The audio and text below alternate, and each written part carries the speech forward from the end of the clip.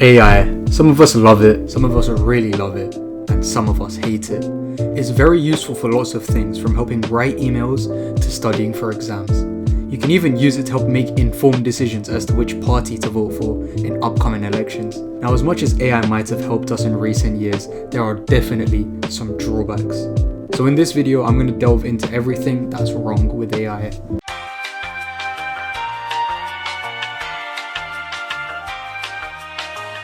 Now, before I talk about what's wrong with AI, I want to talk about what different types of AI there are. According to the IBM website, there's 3 types of AI according to their capabilities. Number 1, artificial narrow AI. Now, this is actually the only type of AI that exists today, and it can be trained to perform single tasks, often faster and better than the human mind can. However, it cannot perform outside of the task it's been assigned to do. Good examples of narrow AI can be Siri, Amazon Alexa, and even generative AI such as ChatGPT. Number 2, general AI. General AI, also known as strong AI, is a theoretical concept right now. It's pretty much AI that can use previous learnings and skills to perform tasks without human help. If general AI was to exist, it would be like a machine human, something that can write its own essays, learn an instrument, and plan a holiday without any human input. Number 3, super AI. Now, super AI, commonly referred to as artificial superintelligence, is another theoretical concept. If it was to ever exist, super AI would learn, make judgments, and possess cognitive capabilities that would surpass human beings.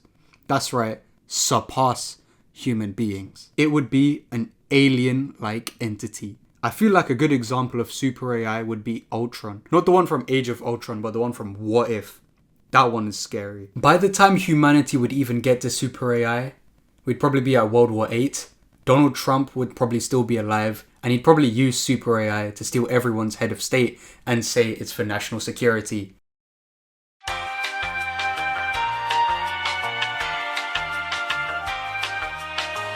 Now, if you haven't been living under a rock, I'm pretty sure you've seen a bunch of AI generated creative slop that's been blasted all over social media. From versions of Vincent van Gogh paintings to the most cooked replications of Pixar films. I can't lie, some of these are diabolical. 2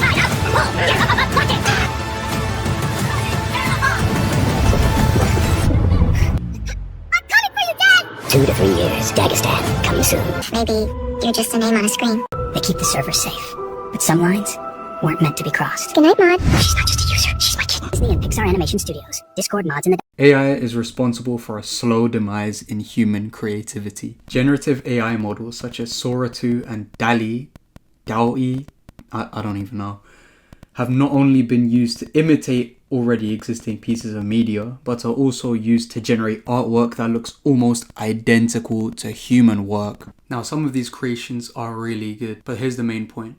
With AI, all you do is type in a prompt, and an algorithm, a series of ones and zeros, creates a finished product for you. Done. Simple. Here's the problem though. It takes away from the time and effort that it takes humans to create something beautiful and meaningful. You can read the countless articles about the effects of AI on the creative industry from multiple news sources. Bro, they even made an AI actress. That's right. Dutch production company Particle 6 is responsible for making an AI actress by the name of Tilly Norwood. Now, this has pissed off a bunch of Hollywood stars, including Emily Blunt. This is what she had to say about it. No. Are you serious? Yes. That's an AI. Yes, that is a... Good Lord. We're screwed. That is really, really scary. And it's about to be signed. That is really, really scary. Come on, agencies. Don't do that. Initial thoughts, what are you, like, please stop. Please stop. And it's not only the film industry. AI has been used in other creative industries such as the music industry as well. There's AI artists such as Zania Monet who have released 4 albums and people just don't seem to care that it's AI. I mean, look at some of these glazing comments. But it's kind of like I said earlier, people spend years of their lives studying, training to perfect their craft, and it's just undone by a line of code. Yeah, that's just not right.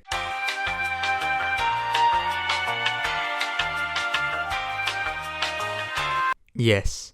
I feel like AI is just making us lazier, and in a way, it's affecting our cognitive functions. I do feel like the more dependent we are on it, the less we have to think for ourselves, if that makes sense. Upon doing some research, a good example I found of this is on an article written by Time magazine. The article talks about a study conducted by researchers from MIT to see how frequent use of AI can affect our brains. 54 subjects, ranging from 18 to 39-year-olds, were split into 3 groups and fitted with EEGs to record their results. And they were asked to write several essays on any topic. One group was told to use ChatGPT to help them, one group was told to use Google search to help them, and one group was told to use nothing at all. When finishing the study, the researchers found out that the ChatGPT users had way lower brain engagement compared to the other groups, and they consistently underperformed at neural, linguistic, and behavioral levels.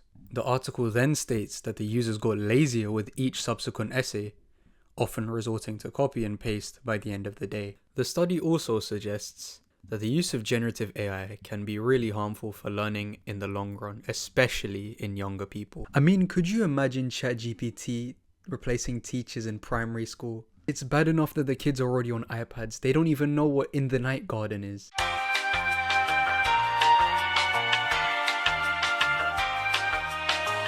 From increasing emissions to using a lot of water, AI is making a huge impact on the environment. Now, AI is run by data centers. These aren't computers that are built by Linus Tech Tips. These are massive warehouses filled to the brim with the most advanced computer technology.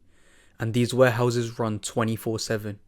To make sure the servers run smoothly and don't overheat, the data centers use tons, and I mean tons, of water to cool down the servers.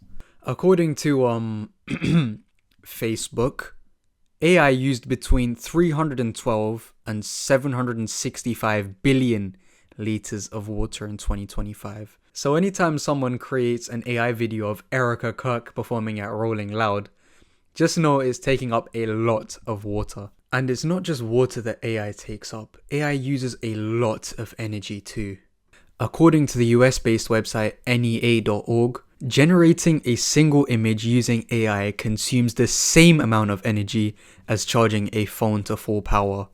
So you generating whatever the hell this is will take up the same amount of energy as you charging your phone. It also says that training one large AI model consumes nearly 5 times the lifetime emissions of the average American car. Now, I couldn't find an exact figure as to how much energy was used in numbers. There was too many studies that said different things. But there was this interesting article by I'm gonna butcher the name, Vrije Universiteit Amsterdam.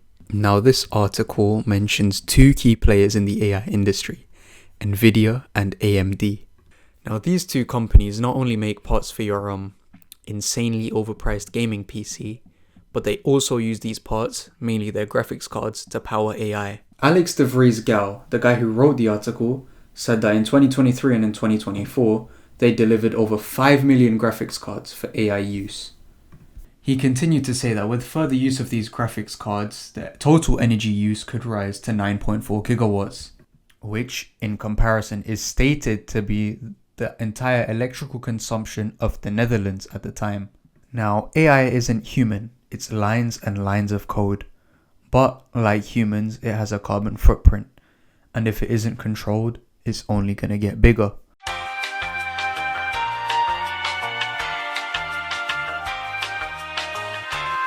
So what does the future of AI look like? I was doing some research and The Guardian released these very interesting illustrations of what AI can do in the not so distant future. Some show AI becoming doctors, some show AI working for the justice system, etc. Now, it's pretty apparent that AI is being used in a lot more industries recently. AI has been taking roles that required human judgment, and its use in industries such as medicine may become a reality sooner rather than later. Now, many companies have predicted investment into AI increasing massively by 2030, with some saying it would reach hundreds of billions of dollars. Companies don't pour that much money into something unless they plan to rely on it.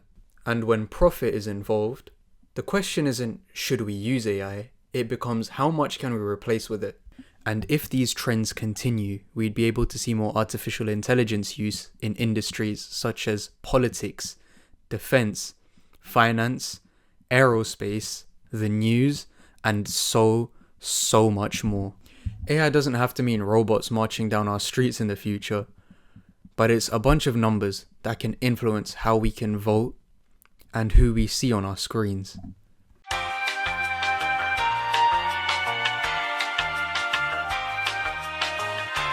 Look, I'm not saying AI is the worst thing ever created. It is very, very useful. I was even reading a story on the world's best social networking site, LinkedIn, about how AI has helped so many people. The story goes like this. A man in India is getting a lift from his driver on a work trip. As the driver starts the route, he starts speaking English on his phone, sharing his morning routine and the ride's location. Now this confuses the passenger, the man who's going on the work trip. He thought that his location and details were being shared with someone else. So, the passenger then decided to have a conversation with his driver, with the passenger speaking in Hindi and his driver responding in English. They continue to talk for about 10 minutes until the passenger asks, "Who are you talking to on the phone?" The driver then responds by saying, "I wasn't on the phone, I was actually learning English by practicing with ChatGPT. I'm not that fluent right now, but I've just had a daughter and I'm trying to learn for her, so that when she gets older, I can teach her how to speak English." Now that was a good little anecdote, and even if you hate AI, you can still appreciate the fact that it's been able to help spread information across different corners of the globe. But I still think that AI needs to be heavily regulated. Concerning all the points I've talked about in this video, it still needs some heavy regulation. Look, as much as it does help people, we can't have it steal people's faces and voices and scam callers using it to get my bank details. I mean, we can learn to be creative ourselves, and we don't need a machine model to teach us how to do that. And if we use it a bit less, we can slowly help the environment.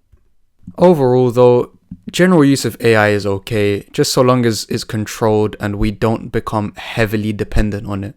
Like with any great advancement in technology, if there's loads of positives, there might be a tiny amount of drawbacks as well. If you enjoyed today's video, please consider liking and subscribing to support more content. I'll see you lot in a bit.